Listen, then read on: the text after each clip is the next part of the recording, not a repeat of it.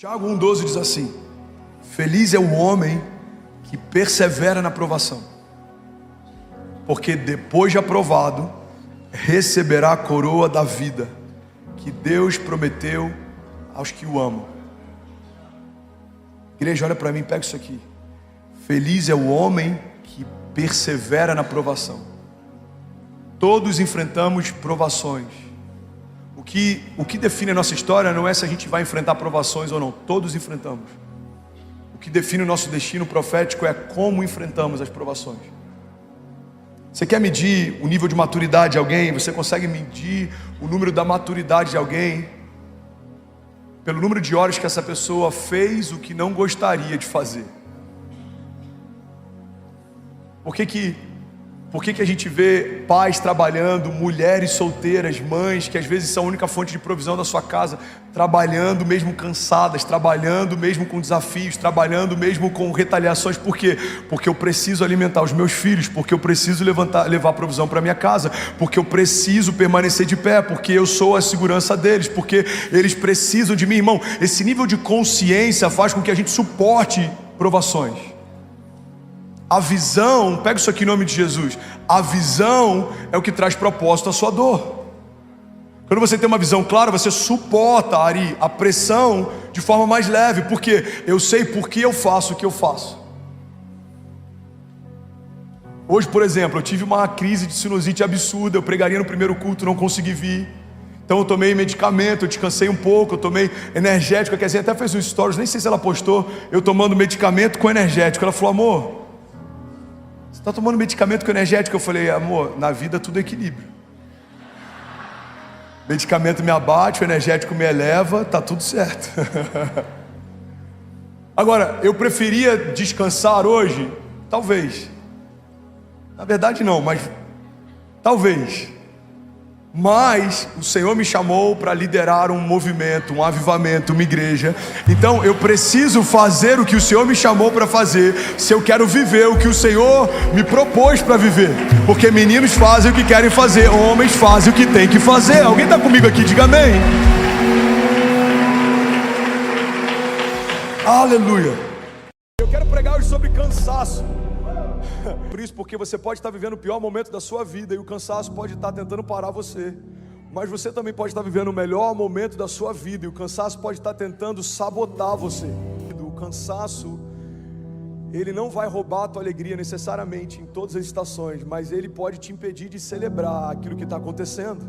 Se ele não consegue parar você, se ele não consegue comprar você, a próxima etapa da tentativa do inferno é sabotar você, é confundir você. Nem sempre o inferno está preocupado em tirar você da igreja. Estar na igreja não é uma garantia de estar vivendo o projeto de Deus. Então, se você está numa igreja, mas não está vivendo um projeto de Deus, os propósitos de Deus, o inferno sabe que é mais seguro você permanecer numa igreja confuso do que fora dela. Porque fora dela, um dia você pode despertar e perceber que você se perdeu. Dentro dela, você pode ficar 20 anos sem perceber que você só está esquentando o banco de uma igreja, mas ainda não nasceu de novo. O inferno tem confundido pessoas que acreditam que porque estão no meio de uma multidão, vivendo parte de um avivamento coletivo, estão experimentando algo individual. Mas irmão, olha para mim, todo avivamento coletivo é fruto da soma de vários avivamentos individuais. Então Deus aviva o pastor e a palavra que sai do púlpito é pura. Deus aviva os intercessores e a oração carrega poder e autoridade.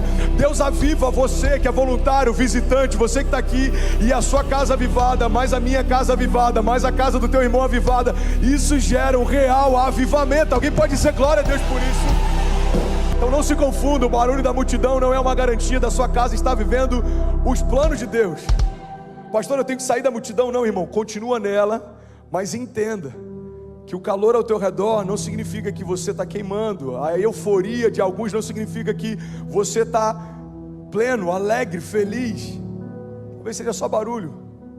Nem todo barulho é avivamento, mas normalmente avivamento gera barulho. Quando você conhece o seu futuro, você não fica angustiado durante os processos do seu tempo presente. Por quê? Porque você já ouviu de Deus a última palavra a seu respeito. Irmão, pega isso aqui. Jesus trabalhou com algo que não é uma coincidência. Jesus trabalhou todos os dias com os mesmos elementos que o crucificariam.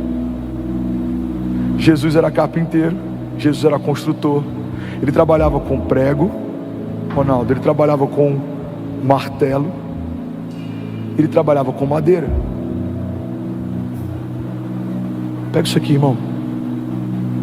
Quantos aqui creem que de fato Jesus sabia que a cruz o aguardava?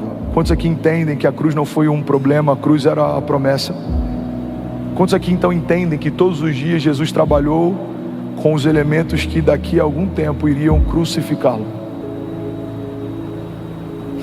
Forte, né? Lidando com algo que em algum momento vai te ferir. Prego, martelo e madeira. Mas não existe um relato de Jesus ansioso ou angustiado, senão no seu momento final. Por quê? Porque quando a gente caminha debaixo do Pai da eternidade, a gente não fica ansioso ou preocupado com momentos futuros, porque a gente sabe a quem o futuro pertence.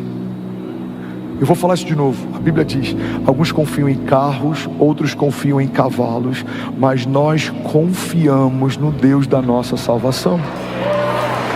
Quando você confia no Pai da eternidade, você sabe, meu amanhã vai ser melhor que hoje. O meu choro pode durar uma noite, mas certamente a alegria vem pela manhã. Por quê? Porque o Deus da minha história de ontem é o Deus da minha história hoje, e Ele está desenhando o meu futuro também. A palavra de Deus diz, eu não lembro qual Salmo 139 diz: os teus olhos viram meu embrião, todos os dias determinados para mim foram escritos no seu livro antes de qualquer um deles existir. Alguém pode dizer glória a Deus por isso? Deus é luz e não há nele treva alguma. Alguém pode dizer glória a Deus por isso?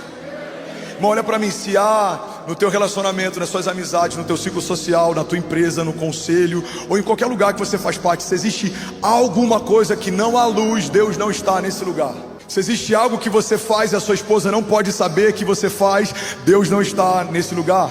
Se existe alguma mensagem que a tua mulher não pode ver, se existe algum tipo de ambiente que não podem saber que você está, Deus não está nesse lugar, porque tudo que não vem de Deus é obscuro, está encoberto. Mas a palavra de Deus também nos diz que no tempo certo o Senhor trará luz sobre todas as coisas e nada ficará encoberto. Alguém comigo aqui em nome de Jesus? Vamos, alguém aqui queimando. Ele é a luz, Ele caminha em luz.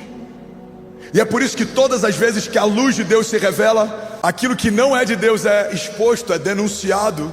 É como um auditório como esse, sem que haja energia elétrica, você não consegue se mover, você tem medo de tropeçar, você não sabe onde as coisas estão, coisas se perdem, mas quando a luz dissipa as trevas, tudo fica claro, tudo fica nítido, tudo toma forma, tudo fica mais fácil de você se mover, e é para esse lugar que Deus nos chamou.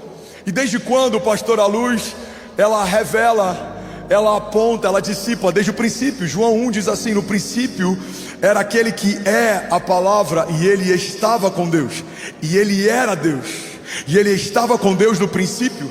Todas as coisas foram feitas por meio dele, e sem ele nada do que foi feito se fez.